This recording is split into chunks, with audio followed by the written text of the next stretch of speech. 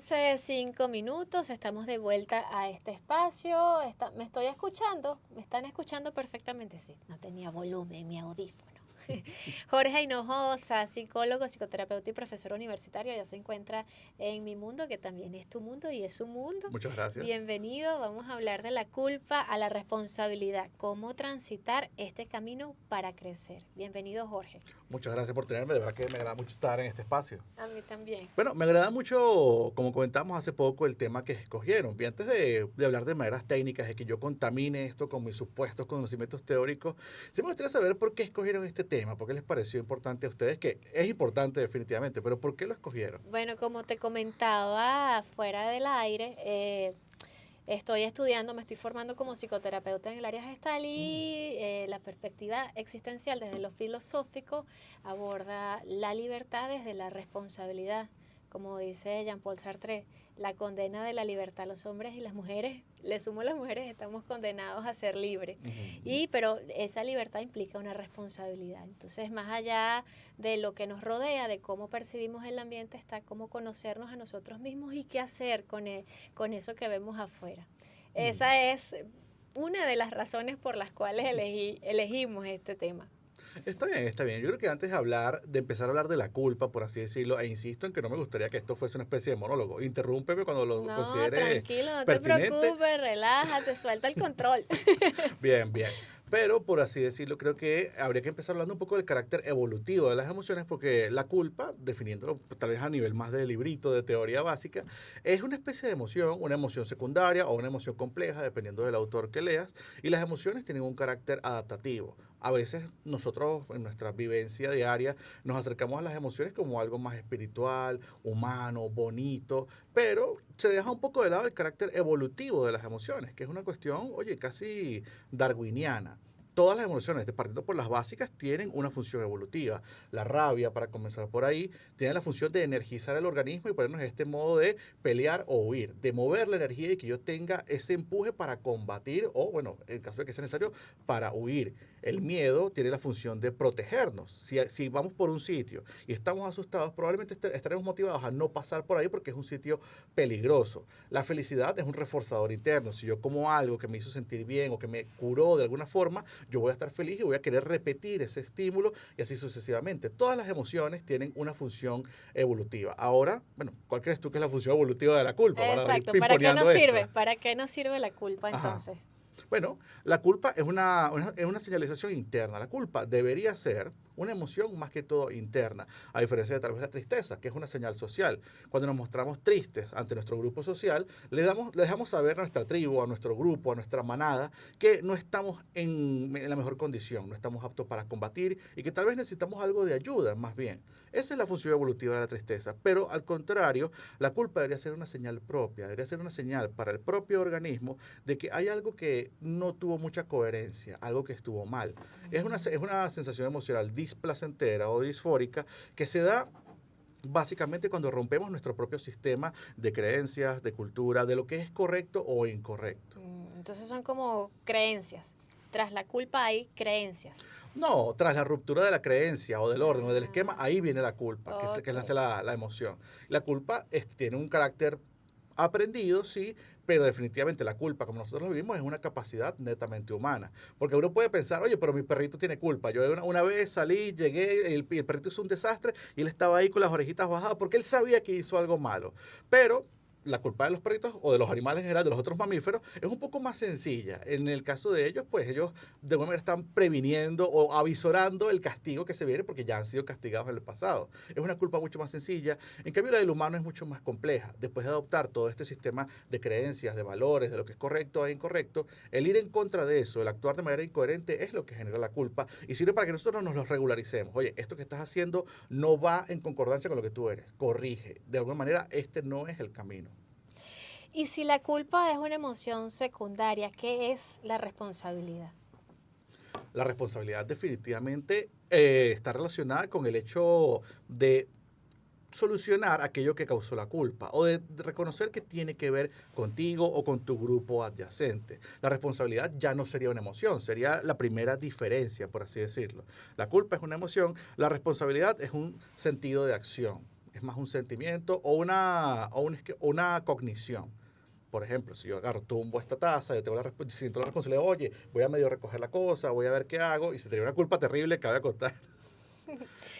Vamos a dejar aquí una pregunta abierta sobre las creencias. Cuando ya una creencia no es útil para mí, ¿es válido que yo continúe con esa culpa?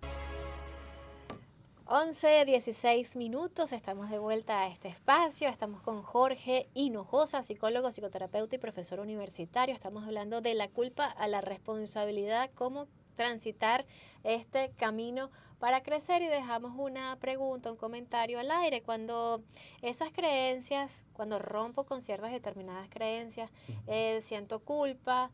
¿En qué momento o de qué manera puedo evitar esa culpa que me impide llegar hacia a donde yo quiero llegar o lo que yo necesito para mí? ¿Cómo hacer que romper esas creencias no me impida avanzar, crecer, evolucionar, desarrollarme, como lo quieras llamar? Tengo que, en primera instancia, pues estar muy claro de por qué quiero romper estas creencias. Porque definitivamente hay algo muy pernicioso que son las culpas a raíz de creencias que no son tuyas. Pasa mucho, o bueno, lo he visto mucho en mi experiencia profesional, que hay personas que son criadas, por poner un ejemplo, en un ambiente casero muy religioso, casi dogmático. Y resultan ser personas que, bueno, no son creyentes, no son religiosos, cosa que se respeta, pero aprenden, incorporan a su esquema cognitivo muchas de las culpas inherentes al catolicismo. Entonces son personas que, por lo menos en la esfera romántica, empiezan a sentir muchas culpas cuando empiezan a incurrir en estos aspectos. Son cosas que, oye, es una culpa que no es tuya, porque el sujeto dice, yo no creo en esto no es lo mío, lo respeto, pero no es mi creencia, no siento esa fe que tal vez pueda sentir mi familia, pero tengo esta culpa asociada a involucrarme románticamente. ¿Y cómo es esa culpa en ciertos y determinados roles familiares? O sea, cuando asumes un rol, o cuando eres el chiquito de la casa, o eres el hermano mayor, Mm. o eres la mujer emprendedora, madre soltera. O sea, cuando asumes esos roles que están marcados con ciertas determinadas creencias, ¿cómo es romper con, con, con esa culpa? Antes de romper con la culpa, creo que hay que romper con el rol. Porque para agarrarme de uno de los ejemplos que pusiste, por ejemplo, la madre luchadora, que de repente, mira, su hijo cometió un error. Hizo algo en el colegio, golpeó a un compañero, hizo algo malo, hizo algo que a ella la deja mal como madre. Entonces hay que ver cuál es la definición del rol de esta madre. Esta madre tiene que emburbujar a su hijo y hacer que él no cometa ningún error. Los errores del hijo repercuten sobre la madre. Hay que examinar, antes que la culpa, el rol como tal, si está bien definido. Yo creo que definitivamente es una manera no tanto de romper la culpa, sino de evitar caer en ella. Que yo esté bien definido en mi sistema de creencias, en mis roles, en las cosas que son para mí. Porque como dijimos en la primera parte, la culpa nace de la incoherencia con mi propio sistema de valores, con mi propio sistema de correctitud y tal vez lo que esté equivocado.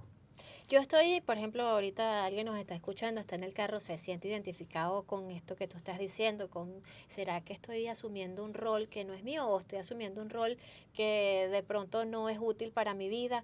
¿Qué le dirías tú a esa persona? ¿Cómo puede comenzar a avanzar hacia su autoconocimiento desde lo que realmente necesita para sí?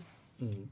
Bueno, primordialmente que vaya a psicoterapia. Luego de esa recomendación tan genérica, pues definitivamente que vea de dónde viene esta exigencia. Viene de él, viene del entorno, viene de una persona en específico, y ver si eso es realmente consono con él.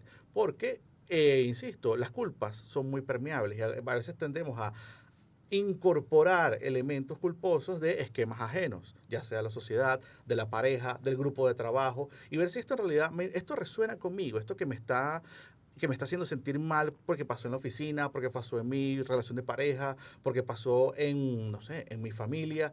¿Esto es algo mío o es algo de alguien más? Y de ahí ver, oye, si ya yo veo que esto no es mío, sino que es de alguien más, ¿por qué esto se coló en mí? ¿Por qué yo estaba vulnerable a que esto se colase en mí? Creo que es una de las preguntas primordiales que las personas tienen que hacerse cuando se sientan culpables, y esta culpa sea tal vez un poco patológica, que tal vez hubiésemos a hablar un poco de cuando la culpa es patológica, porque hay que comenzar diciendo que la culpa es normal, es esperada. La culpa es un mecanismo de regulación interno del individuo, pero la culpa se hace patológica básicamente en dos o tres escenarios. Primero que nada, cuando es disfórica para la persona, cuando la culpa es extremadamente displacentera, extremadamente dañina. La culpa me inmoviliza y no me permite hacer nada. cuando la culpa se extiende mucho más allá de lo esperado, que bueno, eso hay que analizar bien el caso para determinar cuándo, entre comillas, es lo esperado. Mm. O, bueno, cuando la culpa de alguna manera no obedece un sistema de valores, un sistema coherente interno. Y ahí es cuando estamos hablando tal vez de una culpa patológica, cuando el sufrimiento es muy grande o cuando se extiende más de lo indicado. Y eso afecta mi salud mental y todo mi organismo. Claro, porque para hacer el anclaje con el otro concepto que estamos abordando, si yo me mantengo en la culpa, nunca me voy a hacer responsable de aquello de lo que, entre comillas, soy culpable. Mm. Y tal vez ahí valdría la pena hablar un poco del beneficio secundario, porque para entender por qué alguien se mantiene en esto, yo hice esto y soy culpable y no puedo, es terrible y yo me mantengo en la culpa por más tiempo de lo que deberíamos hacer, pudiésemos hablar del beneficio secundario, que es un concepto, a ver, vamos a entenderlo un poco como un Las ejemplo. ganancias secundarias de esa conducta que no cambio o de Exacto. esa manera de ver las cosas que no cambio, Por, pero por, que sé que me afectan y lo digo y me quejo y me quejo y me quejo y me quejo siempre de lo mismo, pero no hago algo diferente y cuando lo hago siento culpa. Tal cual. Y es un concepto un poco abstracto de entender para tal vez para el radio escucha o para la persona que esté escuchando esto. Y te pongo un ejemplo. ¿Qué es lo bueno de estar enfermo? Que te prestan atención, te Ajá. cuidan, eh, estás acostado, no Que tal sé. vez tienes que trabajar menos Ah. también. Bueno, por ahí hicimos unas encuestas, las tenemos por allá, Ujú. y consultamos a muchos de nuestros usuarios, algunos de nuestros usuarios, cómo cuidan su salud mental, porque esto Ok. forma parte también de cómo yo me responsabilizo por mi cuidado. Vamos a escuchar este primer video de cómo cuido mi salud mental. Ah, buenísimo. Acá para comentarles un poco las actividades que suelo realizar para cuidar de mi salud mental. Agradecimiento al despertarme y al dormir, escribir en un diario, practicar yoga, una actividad física, el baile también lo sumo a ello como una de las maneras para conectar con el placer y el disfrute, y estar en atención psicoterapéutica dependiendo de las situaciones o las circunstancias que esté viviendo. Hola, mi nombre es Tamara Listano y cuido de mi salud mental, asistiendo a sesiones de terapia gestal, haciendo actividad física y haciendo actividades al aire libre, contactando con la naturaleza. Mariale en el mundo, feliz cumpleaños. 11:33 seguimos con Jorge Hinojosa, psicólogo, psicoterapeuta y profesor universitario. Estamos hablando sobre la culpa y la responsabilidad, cómo transitar este camino para crecer. Cuando, bueno, hemos desarrollado todo aquí Ujú. diversas Sí, hemos aristas, analizado más que todo la la culpa. culpa. Ahora, la Ujú. responsabilidad, cuando ya caemos en que, pero esta creencia no Claro, es mía. cuando ya decimos, por decir, oye, esto me genera culpa. Más allá que esta creencia no es mía, si somos que tenemos una culpa genuina. Mm. Por ejemplo, yo le hice algo malo a mi pareja. Yo la mancillé, le hice algo que le causó dolor. ¿Cómo paso de la culpa a la responsabilidad?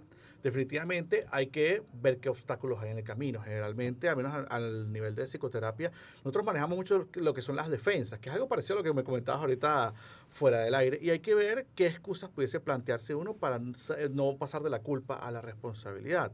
Hay gente que, por ejemplo, racionaliza mucho. Es decir, bueno, pero es que yo hice eso claramente porque primero ella hizo esto, aparte de que yo estuve obligado por esto, así que bueno, me da mucha culpa, pero no tengo por qué arreglarlo, pues porque es el ambiente, es otras cosas. Yo racionalizo el por qué yo hice eso que me hizo sentir culpable y no paso a la responsabilidad. O las personas que son tal vez un poco más frágiles en lo que respecta al yo, pueden reprimir, que es el método de defensa tal vez más primitivo, más inicial. Como que la culpa la reprimen y, bueno, siguen de largo. Eso les generó culpa, pero no pasaron la responsabilidad. De alguna manera lo olvidan, entre grandes comillas. En realidad lo que están haciendo es reprimir esto y eventualmente estas culpas reprimidas se irán acumulando y generarán una gran tensión en el individuo. Y en ese primer caso, ¿cómo salir de la racionalización para ir hacia la responsabilidad? Cuesta mucho y sé que entonces, voy a caer en un cliché de nuevo, pero lo ideal es tener un apoyo psicoterapéutico, porque la racionalización es muy poderosa y es una defensa dentro de todo bastante inteligente. necesitas otra persona que te diga, oye, no estarás racionalizando, no será que estarás justificándolo, por decirlo de alguna manera un poco más coloquial. Ver y hacer el autoexamen de, oye, en realidad esto que estoy diciendo es sentido o yo estoy tratando de lavarme las manos moralmente, estoy tratando de venderme un cuento a mí mismo, porque a nadie más se lo estás vendiendo, a mí mismo para salir de esta responsabilidad. Y allí viene ¿qué siento? ¿Mm? Tristeza, miedo, rabia. Si yo estoy defendiéndome de algo, lo más posible es que al menos a nivel inicial sienta algo de rabia. Porque qué fastidio salir de la culpa a la responsabilidad. Es más fácil estar en la culpa. Digo, cónchale, sí, yo lo hice muy mal y todo lo demás. Pero ya responsabilizarse y hacer algo para remediar esa injuria que me causó culpa en primer lugar, oye, es un poco más trabajoso, es fastidioso. Es más sabroso quedarse en la culpa. Y hay que concientizar eso. Oye, ¿no será que tú estás muy cómodo? Ahí dándote golpes de pecho, de toda esa culpa que sientes, y no estás haciendo nada para resolverlo. Creo que es una de las primeras confrontaciones que uno debe tener al momento de transitar eso. ¿No será que yo me estoy quedando aquí porque es más fácil, porque es menos trabajoso hacerse cargo y es mejor, bueno, decir que, sí, yo soy muy culpable, yo soy muy malo, yo soy muy tonto, yo soy muy desconsiderado, etcétera? Y cuando estás en el consultorio con alguien que está así, ¿qué, desde tu perspectiva, qué es para ti lo más difícil para que esa persona se dé cuenta o llegue a... Es para ti difícil ese momento? Oye, depende de la persona, pero a veces sí es bastante difícil, porque uno en psicoterapia se tiene que cuidar mucho de no dirigir al paciente, porque la idea es que la palabra salga de él, que la conclusión venga de él y que el insight, la realización de qué es lo que me está poniendo una piedra en el camino, venga de él. De hecho, yo muchas veces le digo a mis pacientes, lo que diga yo, mira, es relativamente irrelevante. Importa mucho más lo que digas tú aquí en psicoterapia. Obviamente uno hace ciertas técnicas como reflejar lo que acabas de decir, resaltar alguna expresión, sintetizar, o incluso algún silencio, que te digan algo y tú después de eso hagas una pausa y guardes un silencio. Puede ser muy poderoso. A algunos terapeutas les resulta un poco incómodo, pero a mí me parece que el silencio es una de las herramientas más poderosas en psicoterapia. Porque yo vengo acá a hablar con este tipo que me va a decir qué es lo correcto, que me va a arreglar, que me va a dar la llave para que yo me responsabilice y se quedó callado. ¿Por qué? Esa pausa y en general, como todas las pausas, como algunos de los que comentaron por ahí en los Instagram, en los Reels que te mandaron, Ujú. pues son muy sanadoras y de alguna manera te ayudan a concientizar esto que estás diciendo que puede ser muy obvio, pero para ti no es tan obvio. Y hablando de esos testimonios, tenemos más. Estamos hablando de asumir la responsabilidad por nuestro cuidado. Ujú. Vamos a escuchar otro. Ok, ok. ¿Lo tenemos por ahí, muchachos? ¿Listos? ¿El video 2? Sí, vamos a escucharlo. Mm. Hola, hola, buen día. Mi nombre es Olivia Monsalve, soy de Mérida. Me di cuenta lo importante que es cuidar mi salud mental. Por esa razón, asisto a psicoterapia una vez por semana. Hola, mi nombre es Blas Díaz y hoy quiero compartir cómo cuido mi salud mental. Desde hace años en psicoterapia aprendí a vivir en el presente, a reconocer y ser consciente de mis emociones, a aceptarme sin juicios para ser generador de mis propios cambios y aceptar que no puedo cambiar lo que está fuera de mí, a establecer límites sanos con otros y a reconocer mis propias potencialidades, a usar algunos factores de protección como la meditación y el Reiki para mantenerme en el presente continuo, para reducir el estrés y evitar el impacto de la ansiedad y el aumento de la autoconciencia. En fin, cuido mi salud mental con la suma de estas pequeñas acciones. Y seguimos en cabina con Jorge Hinojosa, psicólogo, psicoterapeuta y profesor universitario. Ahí con los testimonios que estuvimos pasando por allí, me dijo, ese punto es importante. Sí, uno de los participantes definitivamente dio en el clavo con algo medular, con algo muy importante para diferenciar entre, o para, bueno, profundizar en lo que respecta a la culpa y la responsabilidad, que es estar en el tiempo presente. Pues la culpa, obviamente, como la hemos descrito hasta ahora, es algo que nace por un evento pasado. Me mantiene, por así decirlo, triste, arrepentido por el pasado y me angustia por algo que pueda pasar después, por la consecuencia de eso que pueda pasar después. En contraste, la responsabilidad es algo que debe ocuparse en el presente. Y mucho del malestar psicológico viene por exceso de pasado o exceso de futuro, como diría el proverbio chino. Si yo elimino un poco esto que, ay, pasó esto y ya no puedo hacer nada, qué rollo, o peor aún, ¿qué va a pasar después? Ahora, ¿cómo voy a resolver? Esta persona va a decir esto, voy a perder tal relación, voy a perder tal beneficio. No, tengo que situarme un poco más en el presente. ¿Qué puedo hacer? Y sobre todo, como bien lo dijo él, qué no puedo hacer? ¿Qué cosas sale de mi control? Es una cuestión que diferencia radicalmente la culpa de la responsabilidad. Más allá de que una es una emoción y una es una creencia o incluso una conducta eventualmente, pues la responsabilidad debe estar ubicada más en el tiempo presente, mientras que la culpa es una mezcla muy angustiosa de pasado y futuro. Y cuando no estoy en el presente, estoy tratando de controlar eso que me pasó En el en el pasado, y no pasado lo y puedo lo que va a controlar. pasar en el presente. Entonces no estás ni aquí ni allá y estás sosteniendo dos Exacto. cuerdas que no puedes. ¿Y cómo vives así? Y es otra de las cosas que te puede mantener en la culpa. Y definitivamente, algo que ellos mencionan en su gran mayoría, es el hecho de que hacen meditación, de que hacen algo que los obliga a tomar una pausa. Y más allá del estilo de meditación, sea mindfulness, yoga, o la meditación que sea para el gusto del consumidor, entre eso yo incluiría incluso rezar, a pesar de que le he tirado tantos golpes a los católicos, cualquier cosa que te obligue a tomar una pausa, ya que tú como organismo te detengas y te concentres en algo que está totalmente ahorita, en el presente, definitivamente va a ayudar a que tú sueltes un poco de esas angustias pasadas y futuras. El mindfulness, por ejemplo, que es una de las meditaciones con más base científica, con mejores beneficios, básicamente se trata de eso, de centrarte en el aquí y el ahora. Y cuando te centras en el aquí y el ahora es una manera de ponerte límites a ti mismo, ¿no? Claro, porque tú te estás poniendo el límite, mira, no te vayas para allá, céntrate aquí, céntrate en lo que estás sintiendo, en la respiración que estás haciendo, o en lo que sea que te exija la meditación o la pausa en la que te encuentras en ese momento. Y cuando esos límites son hacia los otros, no podemos controlar la reacción del otro. Por ejemplo, mencionaste, bueno, voy a perder tal relación si yo asumo las cosas de manera diferente. No lo Ujú. puedes controlar. ¿Cómo manejar allí esa situación con esa persona, con ese paciente? El que está más angustiado por perder las cosas. Bueno, de alguna manera yo creo que aproximándose un poco al fracaso y decirle de manera muy frontal, oye, ¿qué pasa si lo pierdes? ¿Qué pasa si ella se va? ¿Qué pasa si te despiden? ¿Qué pasa si, mira, pierdes ese puesto de estacionamiento? No sé, ¿cuál es el problema que te trae el paciente? Y que él mismo te diga, bueno, va a pasar esto, esto y esto. Ok, ¿y qué harías en ese caso? Bueno, supongo que por un tiempo estaría así, asado, o haría tal y tal cosa. Ok, y eso es imposible de hacer. Suena muy trivial, pero son procesos que la persona a veces se le dificulta hacer por sí mismo.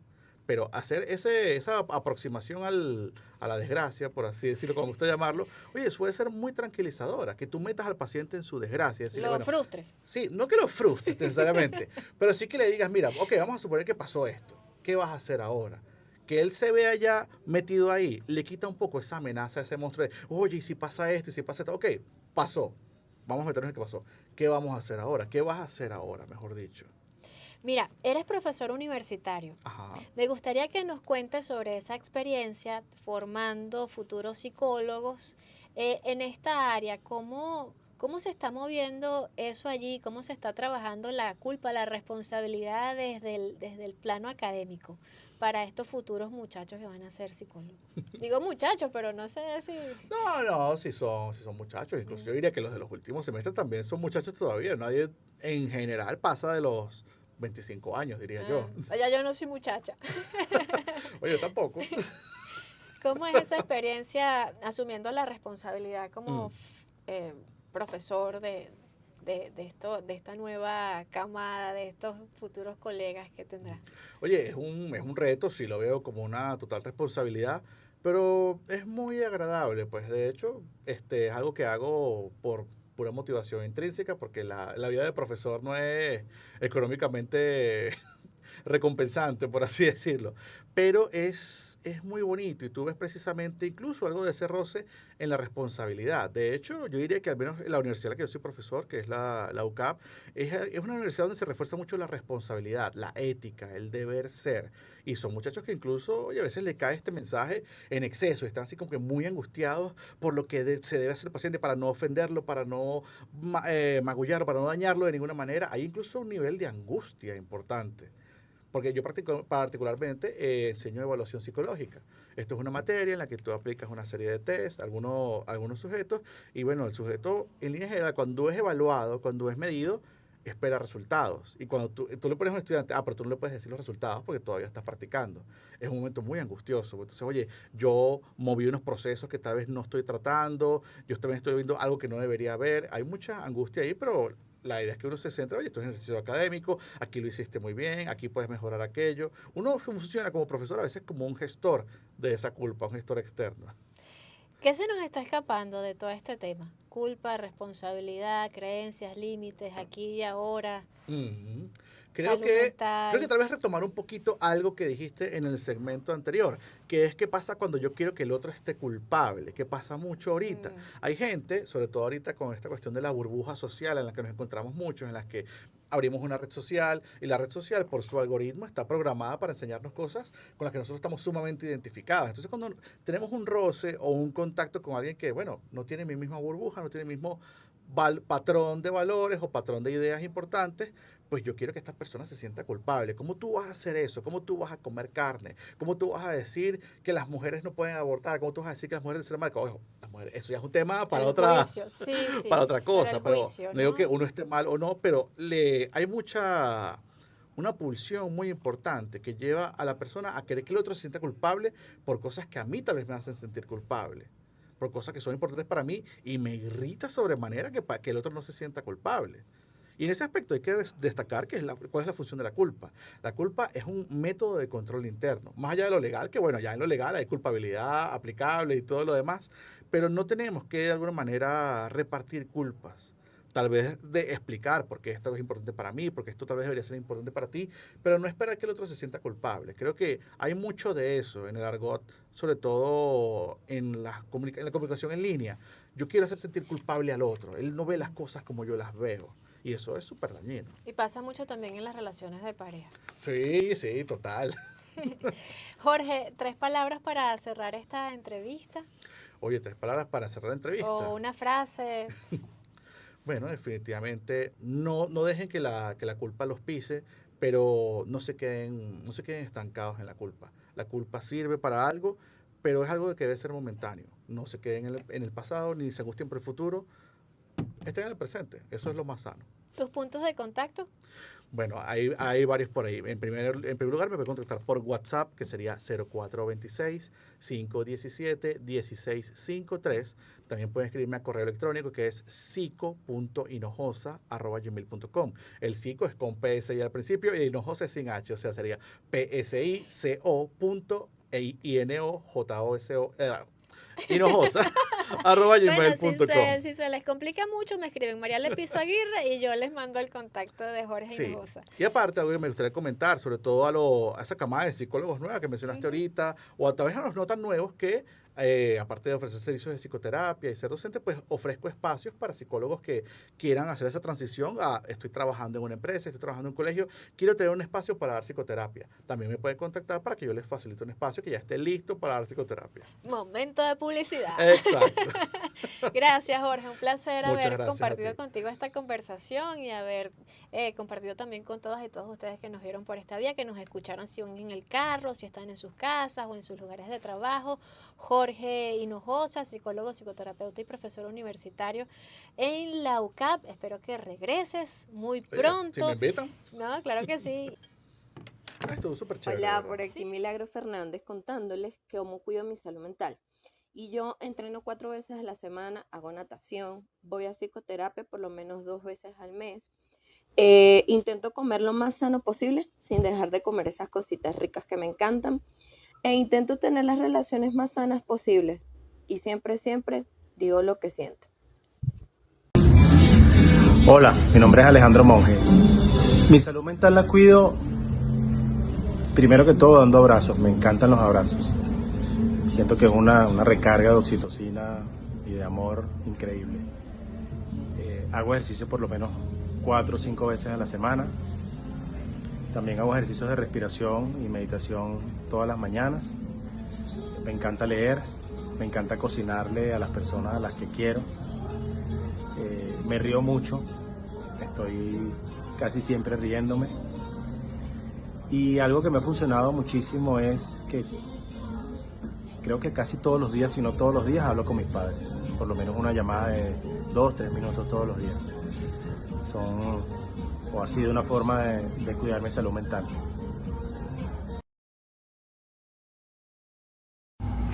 Hola, buenos días, ¿cómo están? Mi nombre es Laura Mujica. Diariamente trato de cuidar mi salud mental haciendo ejercicio. Hago levantamiento de pesas y algún ejercicio cardiovascular. Adicionalmente, cuido mi alimentación, me hidrato bien. Trato de conversar acerca de las cosas que siento que me pasan, eso es súper importante.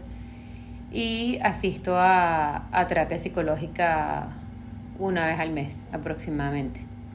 Adicionalmente a eso trato de mantenerme rodeada siempre de mis amigos y familiares y de sentir que estoy presente para ellos también. Hola, hola, mi nombre es María Corina Villegas y yo cuido mi salud mental queriendo a mi gato, cuidando a mi gato, pasando tiempo con mis hijos, yendo a terapia una vez por semana, comiendo despacito, procurando ser consciente de mi alimentación, de cómo me siento, de mis emociones, expresando todo aquello que me molesta, poniendo límites, rodeándome de personas que sé que me valoran, en donde me siento querida, en donde me siento respetada, alejándome de situaciones y de personas que no me hacen bien, que sé que no me convienen o que me hacen sentir mal. Cuido mi salud mental yendo a la playa, escuchando música y dándome duchas largas con agua caliente y un café con una buena conversación.